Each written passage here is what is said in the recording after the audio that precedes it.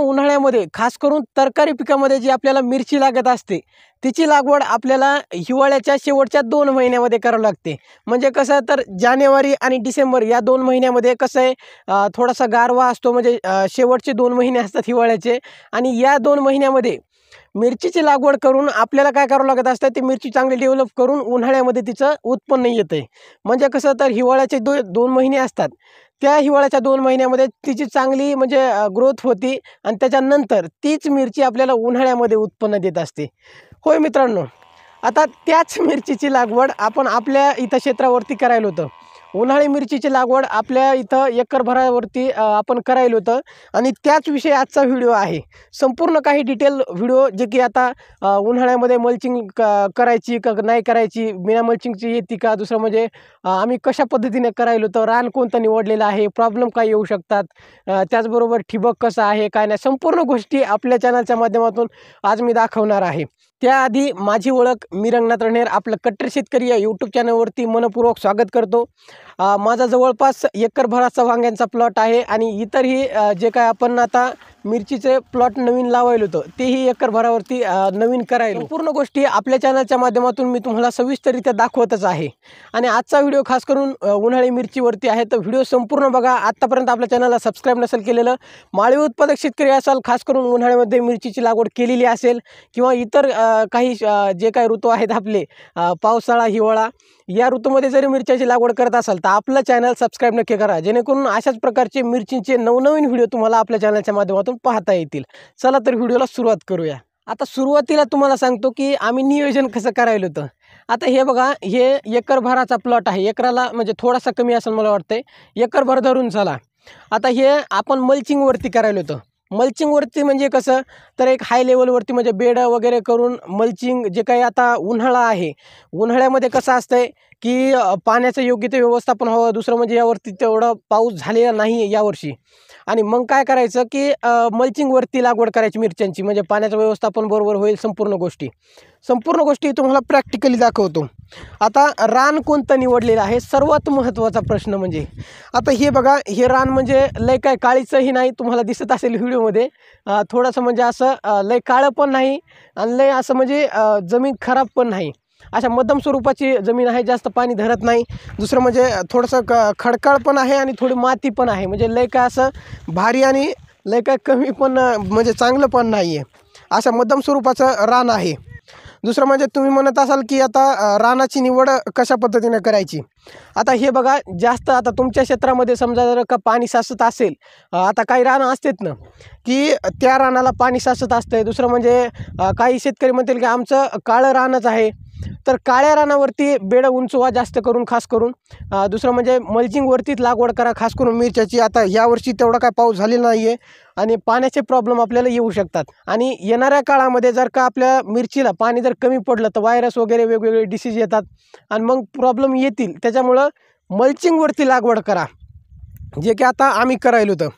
आता 3 दिवस झालेले आहेत आपल्या मिरचीला, व्हिडिओ करायला थोडासा उशीर झाला। संपूर्ण जे काय म्हणजे ठिबक झालेलं आहे, दुसरं म्हणजे इथं पण ठिबक आथरून घेतलेलं आहे। आज करायची मल्चिंग आज तिकडं आणून ठेवलेली आहे। आज सकाळचा टाईम आहे आणि व्हिडिओ शूट करायलो, थोडासा टाईम होता म्हणून। आता जे काही तिकडं खुट्ट्या हे ठोकायच्या राहिल्या ठिबकच्या, संपूर्ण गोष्टी तुम्हाला दाखवतो। आता ठिबक तुम्ही म्हणाल ठिबक कोणतं वापरलेलं आहे काय आहे, तर हे बघा, आपण पेप्सी ठिबक वापरलेलं आहे। तुम्ही म्हणाल आता पेप्सी ठिबक ह्याच्यावर जमतंय का? होय मित्रांनो, काही हरकत नाही, प्रॉब्लेम काही येऊ शकत नाही। दुसरं म्हणजे पेप्सी ठिबकचे रिझल्ट आम्हाला चांगले आहेत, ब्लॉक वगैरे तेवढं काही होत नाही, पाणी प्रेशर न देत आहे, मोटरीवर ताण येऊ देत नाही।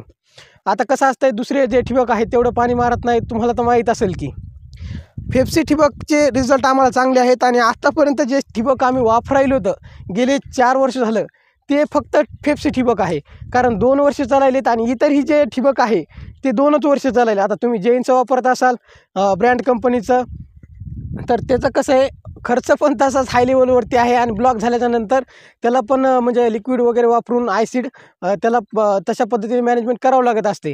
परंतु जे काय आपलं ठिबक आहे कमी खर्चामध्ये, आणि दुसरं म्हणजे एक चांगलं पाणी देत असेल आणि कमी खर्चात जर होत असेल तर करायला काय हरकत आहे। ठीक आहे का. मग अशा पद्धतीने आपण ठिबक करायला होतं बेडवरती, जे काय आपलं फेपसी ठिबक आहे ते.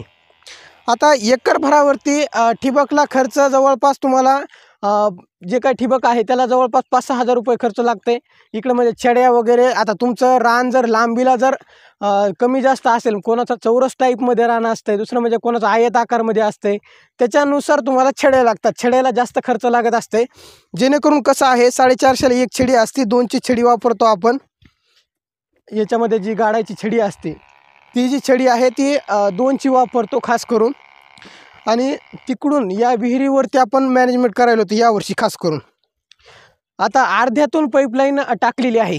हे रान आहे संपूर्ण 300 फुटाचं. 300 फुटामध्ये इकडं 100 फूट सोडलेलं आहे आणि इकडं 200 फूट. आता ते मॅनेजमेंट येणाऱ्या व्हिडिओमध्ये तुम्हाला संपूर्ण काही दिसणारच आहे की. आता तुम्हाला सर्वात महत्त्वाचा प्रश्न म्हणजे की मातीचं मॅनेजमेंट आणि संपूर्ण जे काही बेडचं मॅनेजमेंट आहे ते कशा पद्धतीने केलेलं आहे.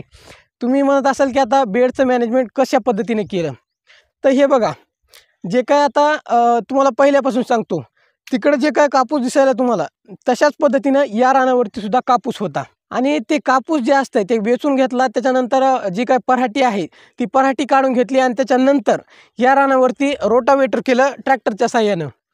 आणि रोटावेटर करून काय केलं की संपूर्ण रानाची मशागत चांगल्या पद्धतीने झाली. आणि जेणेकरून तुम्हाला सांगतो, जवळपास महिना झालं या रानावरती पाऊस पडलेला नव्हता. म्हणजे महिन्याखाली पाऊस आला होता आणि त्याच्यानंतर जे काय रान होतं ते कापसामध्ये सुद्धा तळतच असते ना, म्हणजे भेगा वगैरे पडतात आणि पाणी न दिल्या कारणानं काय होत असते की त्याच्यामध्ये ओलच राहत नाही. ठीक आहे का. म्हणजे रान पण चांगल्या पद्धतीने तळलेलं होतं. दुसरं म्हणजे थोडंसं हलकंच रान आहे, त्याच्यामुळं जास्त काय त्याला म्हणजे तापमान टेम्परेचर द्यायची गरज नाही. त्याच्यामुळं काय केलं की डायरेक्ट जे काय असतं रोटर केलं. रोटावेटरवरती डायरेक्ट त्याच्यावरती शेणखत, जे काय आपला गांडूळ खत भेटतो आपल्या इथे, ते गांडूळ खतच्या जवळपास 6 बॅगी टाकल्यात. आणि 6 बॅगी म्हणजे 3 क्विंटल या एकर भरावरती गांडूळ खत टाकलेलं आहे. आणि तिथून पुढे म्हणजे ह्या बेडवरती जे काय बेड ओढले आणि बेड ओढून काय केलं की बेडवरती दादांनी कालच काय केलं की ह्याच्यावरती खत टाकलेलं आहे. जे काय आपली प्लॅन्टोची एक बॅग टाकलेली आहे, युरिया आणि DAP, ही 3 खतं टाकलेली आहेत. आज मल्चिंग करायची. संपूर्ण मॅनेजमेंट हे झालेलं आहे. खास करून ठिबकचं आज तिकडं मल्चिंग आलेली आहे. मल्चिंग आथरून घेणार आहे. मल्चिंगचा सुद्धा व्हिडिओ येणार आहे. संपूर्ण गोष्टी आपल्या चॅनलच्या माध्यमातून. आणि दुसरं म्हणजे लागवडीसाठी रोपं कोणते लावायले उन्हाळ्यामध्ये खास करून तुमचा प्रश्न. होय मित्रांनो, सेमिनिस 786 जे काय आपली फेमस जात आहे. आणि दुसरं म्हणजे आवडलेली आहे, आपलं जे काय परभणी मार्केटला चालते तीच आपली सेमिनिस 786. दुसरं म्हणजे 2121. या 2पैकी एक जात आपण इथं लावायला होतं. आपल्या चॅनलच्या माध्यमातून येणाऱ्या व्हिडिओमध्ये तुम्हाला दिसणारच आहेत. म्हणजे जात कोणती घ्यायला, किती अंतर घ्यायला, संपूर्ण काही. जे काही 1.25 फुटाचं अंतर आहे लांबणीचं तुम्हाला कळालेलं आहे. जे काही हे बेड आहेत, बेडचं अंतर आहे 4 फुटाचं. येणाऱ्या काळामध्ये संपूर्ण व्हिडिओ आपल्या चॅनलवरती देणारच आहे. आजचा जर व्हिडिओ तुम्हाला आवडला असेल तर व्हिडिओला लाईक करा. पाहण्याच्या नादामध्ये काय करायलेत की आपले बरेच व्ह्यूअर्स काय करायत, लाईक करायला विसरून चालले, तर लाईक करून ठेवा.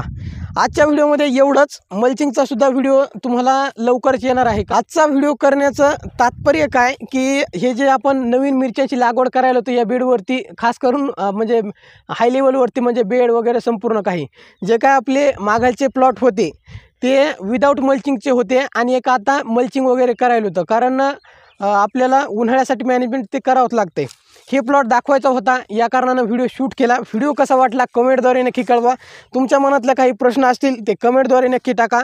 आत्तापर्यंत एवढा व्हिडिओ पाहिल्याच्यानंतर व्हिडिओ तुम्हाला आवडला असेल, जाता जाता व्हिडिओला लाईक नक्की करायचं. तोपर्यंत पुढच्या व्हिडिओमध्ये भेटूयात. तोपर्यंत जय हिंद, जय महाराष्ट्र.